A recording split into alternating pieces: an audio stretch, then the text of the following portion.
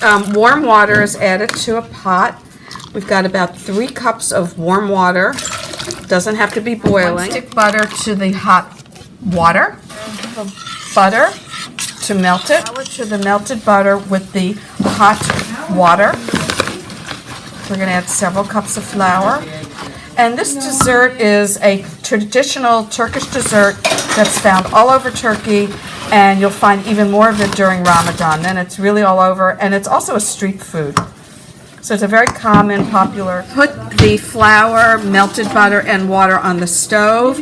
Stir it well until it thickens. So the dough and the batter for the dessert is ready.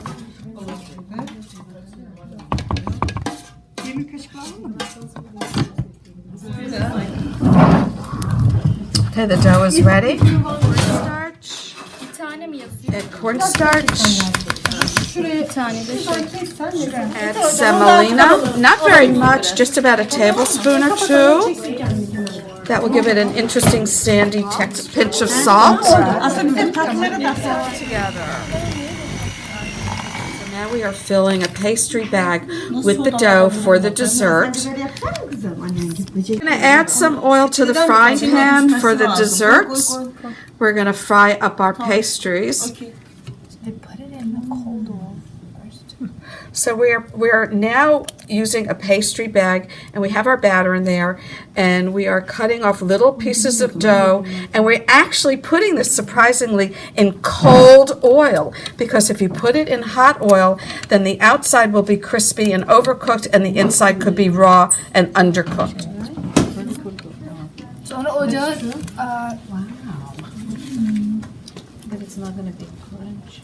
So now the oil is starting to, oil for our dessert is starting to fry, and these little cute pastries are starting to puff up. Desserts are frying, they're now turning a nice golden brown, and it's important to flip them and turn them as they fry. And now our pastries are just about done. They're nice and golden brown, and they're sizzling away.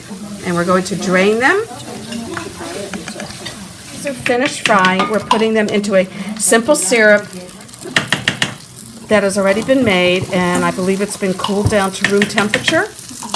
And we're adding the hot, sizzling pastries to absorb all of that sugar and syrup. The pastries have absorbed the simple syrup. We remove them. Now that our dessert is finished, it's been fried, and we are now sprinkling crushed pistachios on top. The pastry also was soaked and floating around in a simple sugar syrup, and of course it absorbed more sugar.